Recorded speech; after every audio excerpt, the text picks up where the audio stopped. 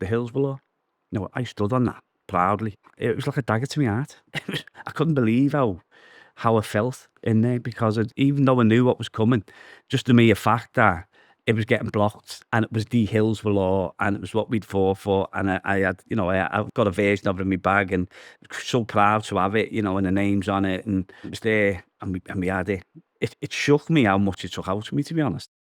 Ian Byrne, Labour MP for Liverpool West Derby. Thank you for joining me this morning. How are you? I'm fine, yeah. It's lovely to be here with you. You look very summery. It's very summery, isn't it? I don't know. It's cooled down a bit. The heat broke this morning, and I was relieved about it. I have to say, I was very irritable last night. Ian, look, we're going to talk about the Hillsborough bill that you presented to Parliament on Friday. Can you just talk to us about, if people aren't familiar with the legislation that you were hoping to pass, how would you explain it to them? Well, I think the bill what we put, or besides put through on Friday, was basically the 2017 legislation, the Hillsborough Law, which was drafted by Pete Weatherby Casey and Elgin Abrahamson, and was presented to Parliament by Andy Byrne.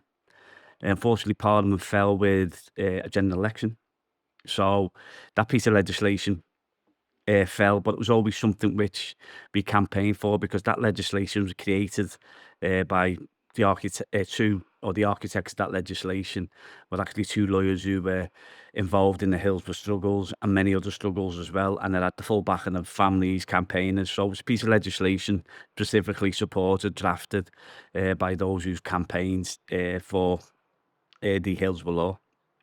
And basically the legislation, just to put it into layman's terms, has two key components. The duty of candour with enforceable criminal sanctions, which is basically, if you're a public official, and I've used Hillsborough as an example, so we have police officers go into inquests and inquiries and lie with absolute impunity.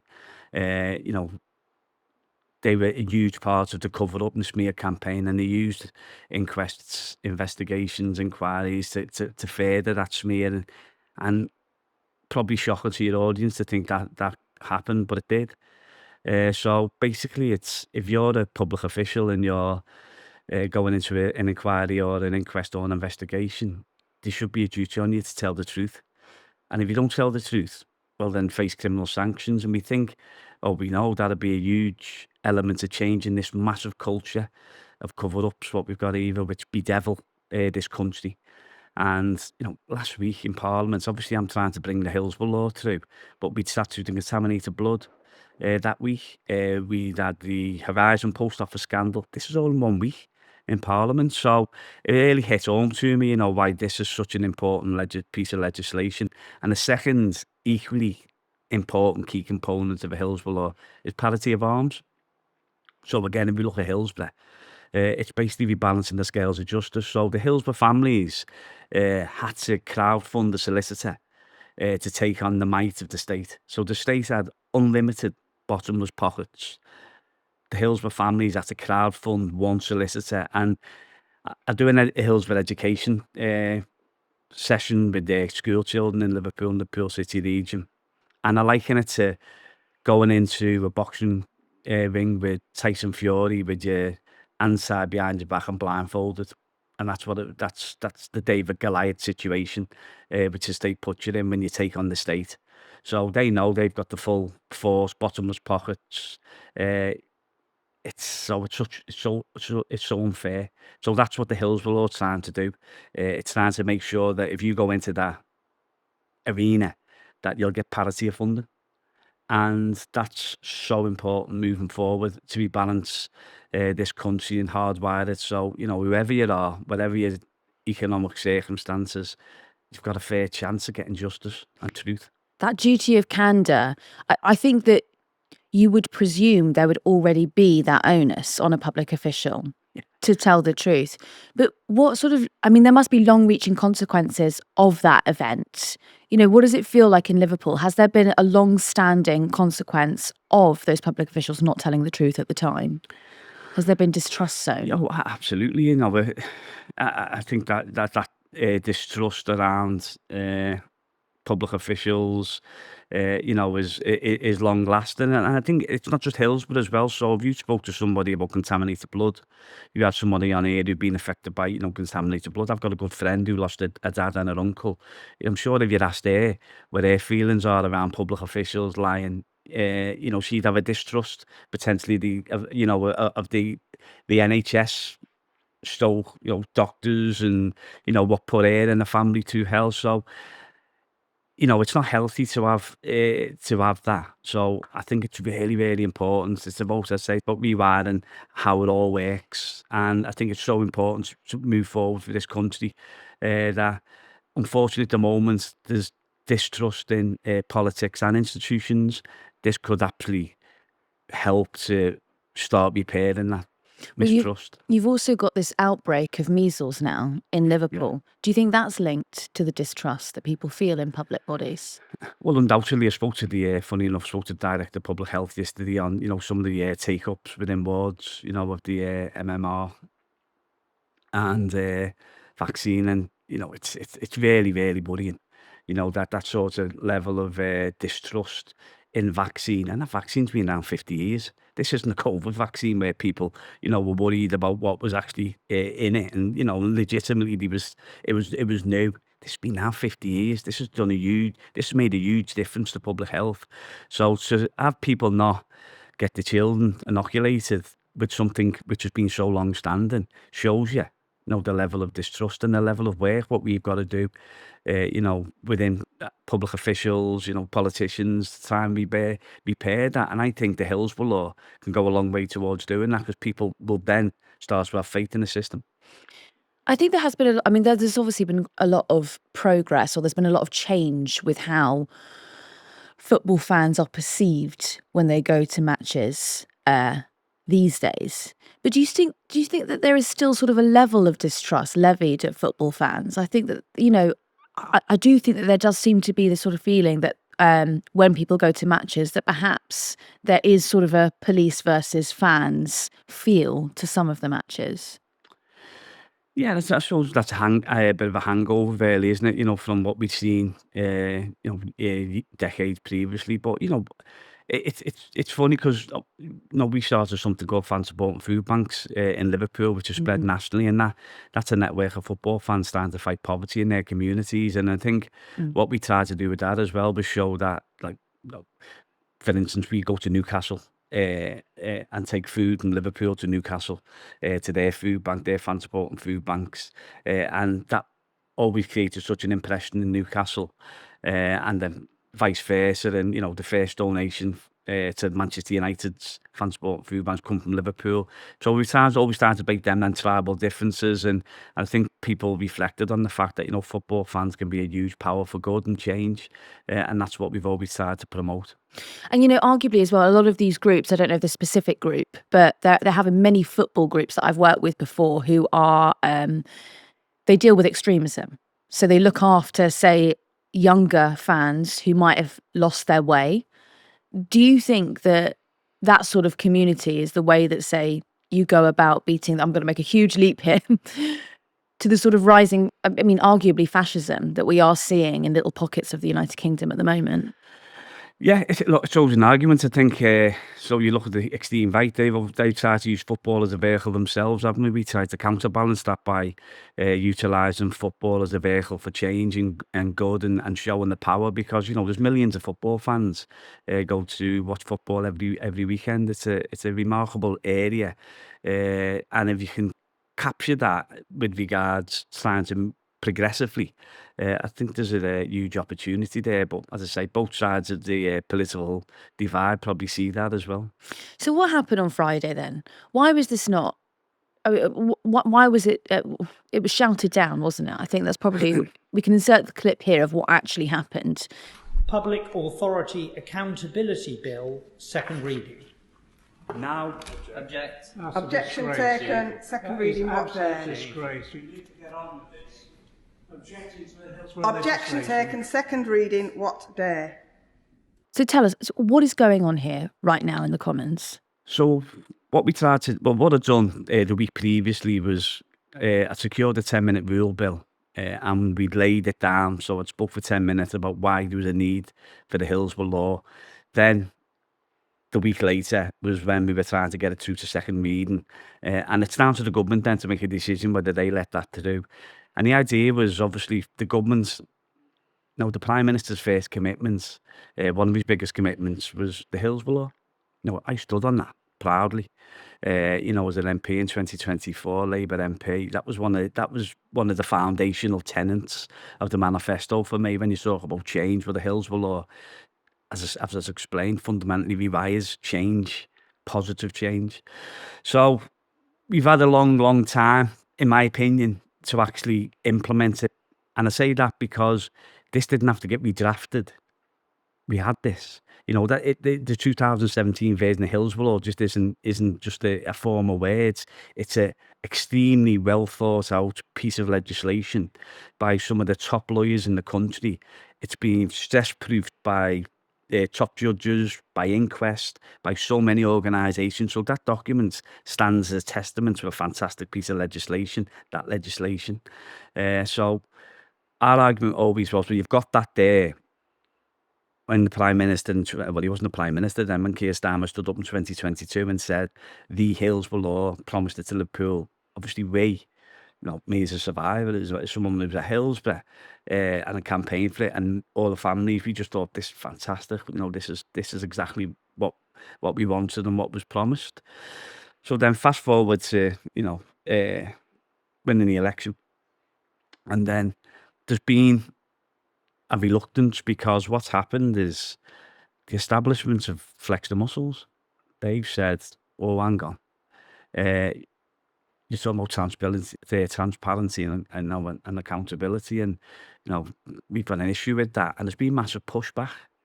And we'll probably talk about that sequence of events. So Friday basically was me saying, okay, we've had a year now. We've had a year.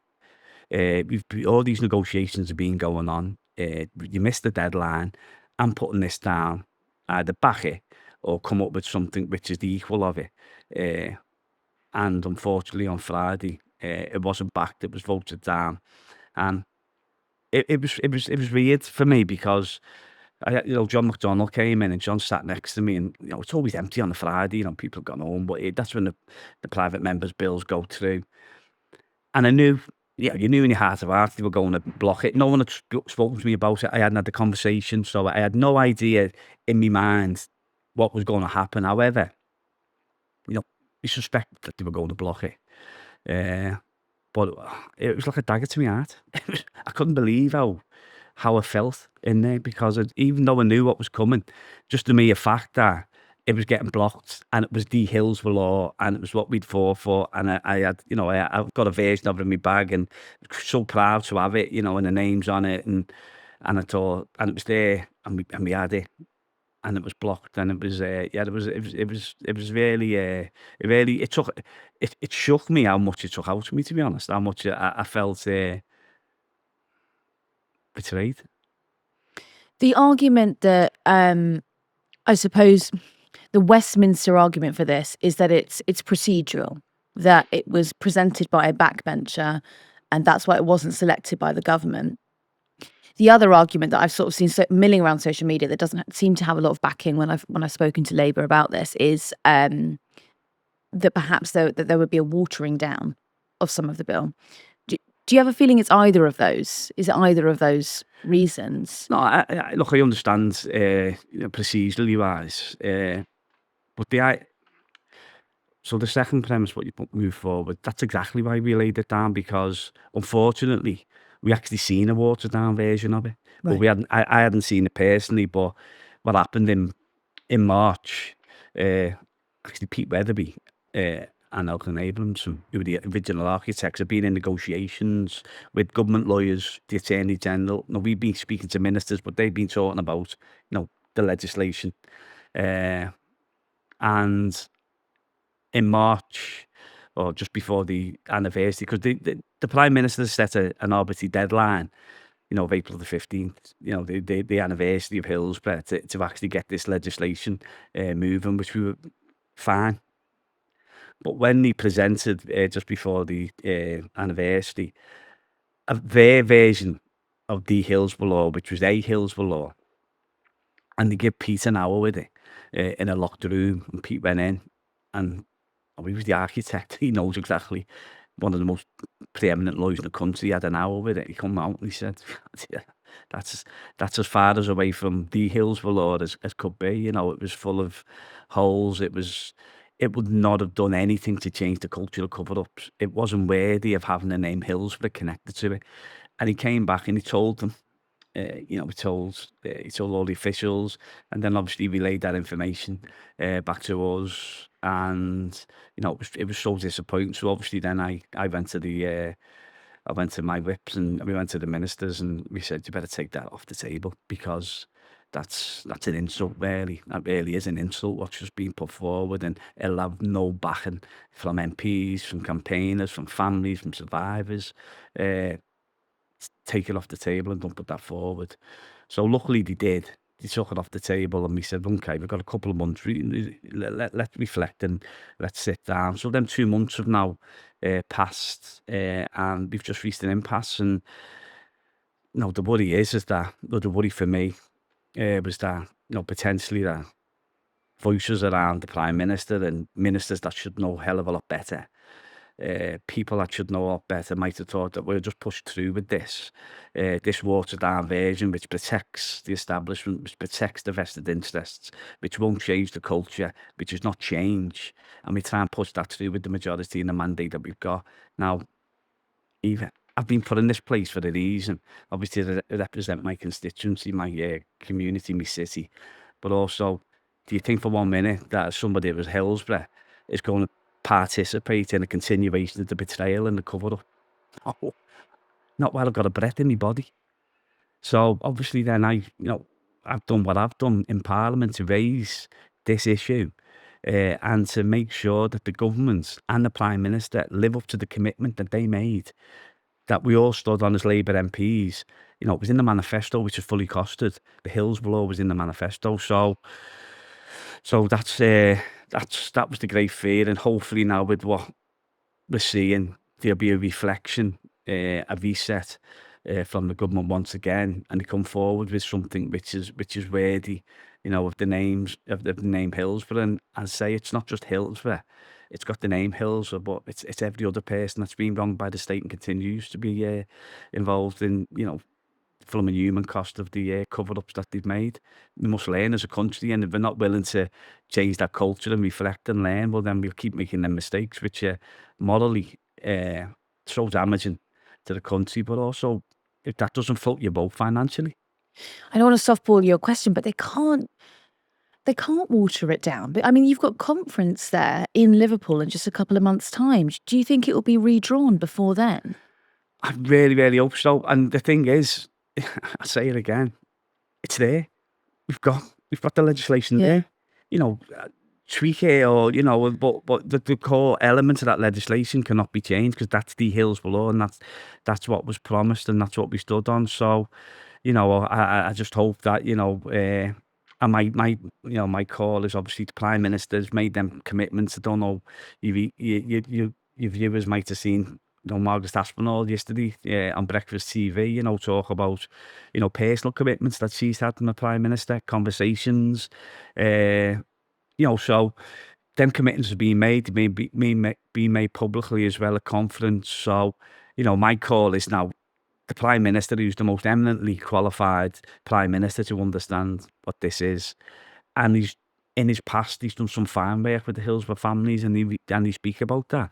So he knows exactly, where we are, and he can. I want him to take control of this now. Absolute take control, and push away the vested interests.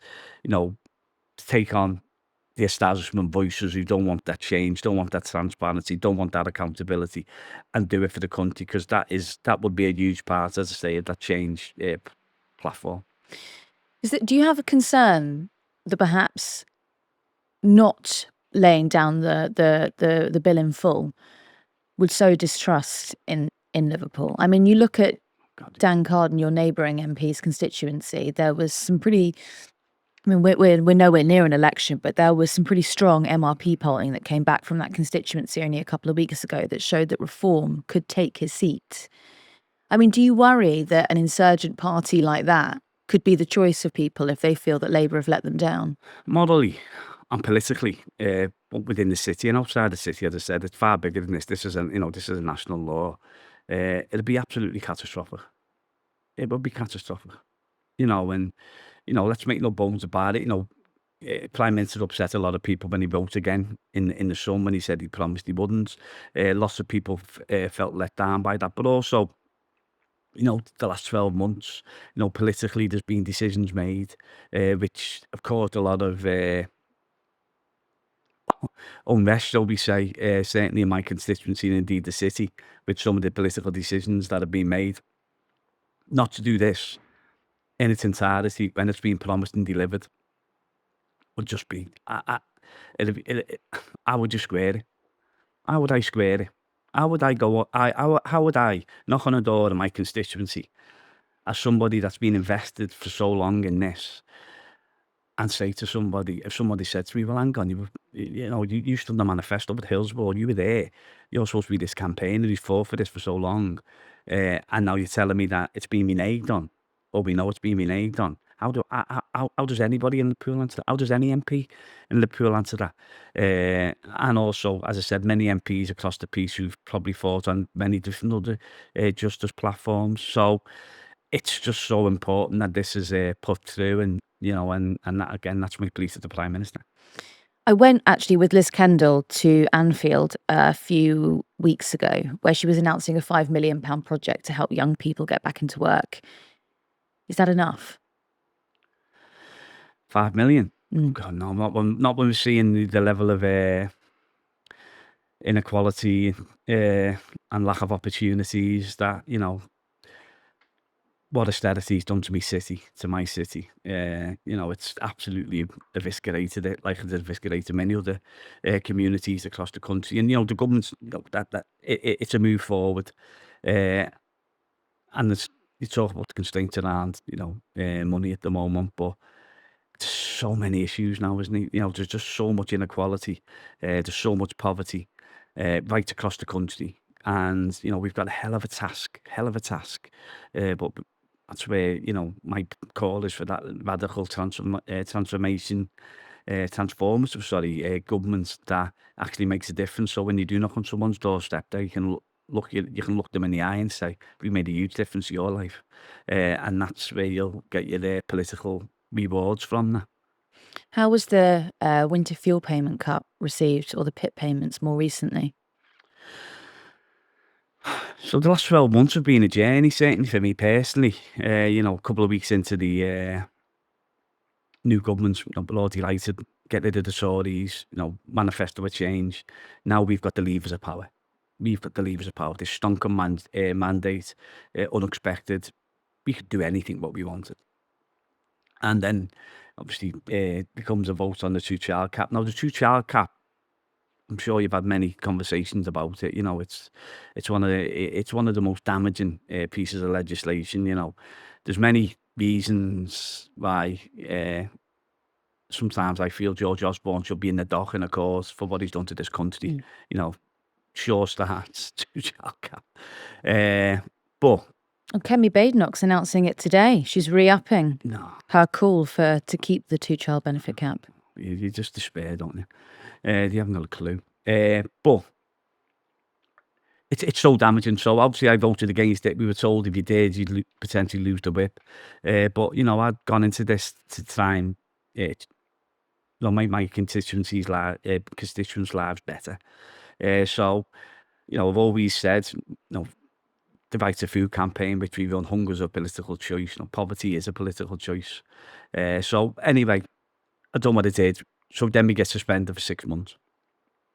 And I went to see the chief whip and he said, "Look, suspended for 6 months." I said, coming down the line, because we just found out about the winter fuel payment cut, I said, it's catastrophic. It's absolutely catastrophic. So there was maybe maybe it is, maybe it isn't thing. Well, I just knew, you know, I knew, and I knew in my constituency it'd be catastrophic politically. So obviously I was suspended. Then that vote came up, and I voted against it because it was so. There's no way I'm balancing the books on the back of people that need that. I know so many pensioners that need that. Now there's the argument that there's those that don't need it. I'd say they're the minority. I'd say where we are now is, you know, with the cost of living crisis, the vast majority need it, and that was proven. But when I went into West Derby, and you know, the pensioners knew I'd voted against it. You know, I went to, like, it was an afternoon bingo sessions, about 100 pensioners, and I think if I wouldn't have voted against it, I wouldn't have got out there alive. The level of anger was just unbelievable. So it was palpable. So, you know, we've done the right thing, and the party have now obviously reflected on the catastrophic political fallout from that. And you would have thought, great, they'll learn. Roll back. Good. Great. And then the PIP comes along, and again, you know, we said to them, it's catastrophic. It's going to cause so much damage. I had a citizens' assembly.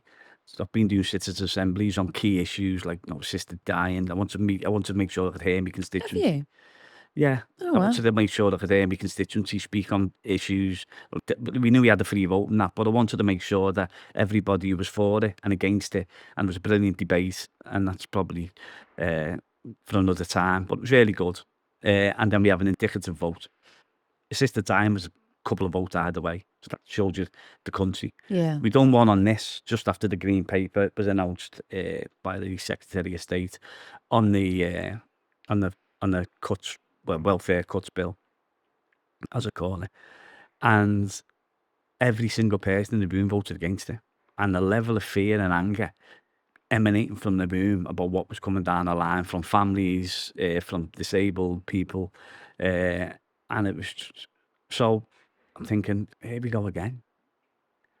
And then obviously we get into Parliament, and you know, we start that process, and we were just begging and pulling. It's just it was such a badly constructed piece of legislation. It hadn't been co-produced, you know, with the disabled community. I think it was quite damning. I asked the Secretary of State regarding how many disabled organisations supported the legislation. There wasn't one. So I think that was reflected in obviously what happened that day, when I think MPs just said we just can't go back into the constituency with that, and that's why it was gutted, escalated, and we got to where we were. I mean, even where it was, it's 650,000 people will be affected by the universal credit health element being adjusted. It's just pushing the poorest people into poverty, and it's just not something I'm into Parliament. I've been brought into Parliament to do, and it's not something our councillors. And I want to make this point, because I was thinking about this. I wouldn't care a jot if it was Jeremy Corbyn, Keir Starmer, Andy Burnham, Wes Streeton, Angela Rayner, who was leader of the party, who brought that forward, it'd be voted against.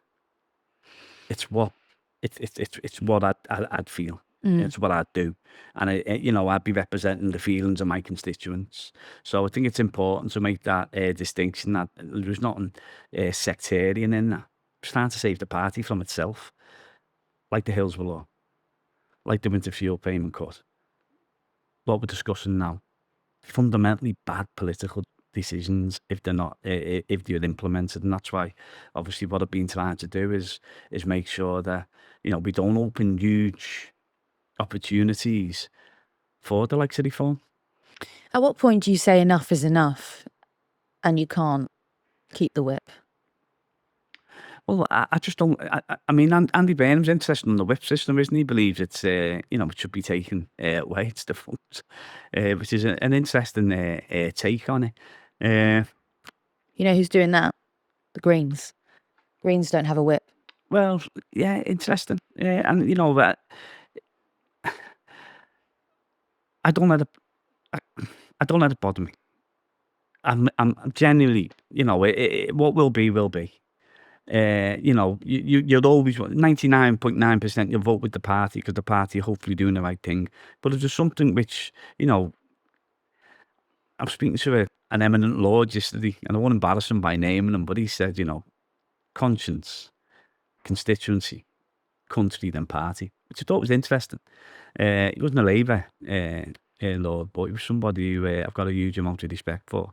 And I just think for me, it's, at the end of the day, I've been put into this place. Many people probably think, well, how's he gone into Parliament? I never wanted to be, it was never something which I aspired to be, but I'm there, and I'm proud to be there, and I'm proud to absolutely represent my constituency, my class, my people, and that's what I'll do, and I hope, that the views of the constituency and the people and the working class people that I come from, are represented within the Labour Party, and the policies reflect that. Would they be better represented, say, in a coalition with Jeremy Corbyn and Zara Sultana?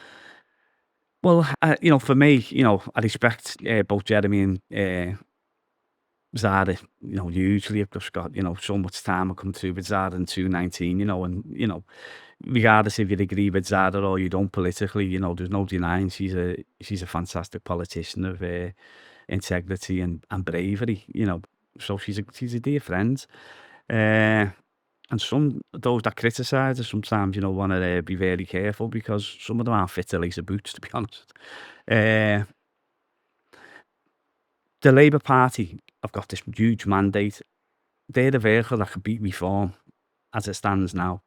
And we've got to reflect on what we're doing and how we utilise that power, what we wield, to actually transform this country. We've got the opportunity. Then when I was elected in 2019, you go into meetings with ministers, certainly about the right to food, universal free school meals, everything we were trying to push, and you were getting listened to, and some of them were quite polite, and you've got a good point, Ian, but not interested. They're the levers of power.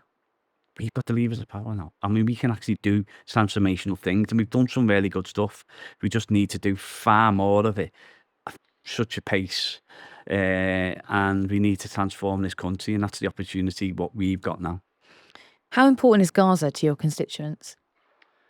Yeah, I think it's hugely important. Yeah, I think there's lots of people at the moment who are looking at it in horror, about what they're seeing.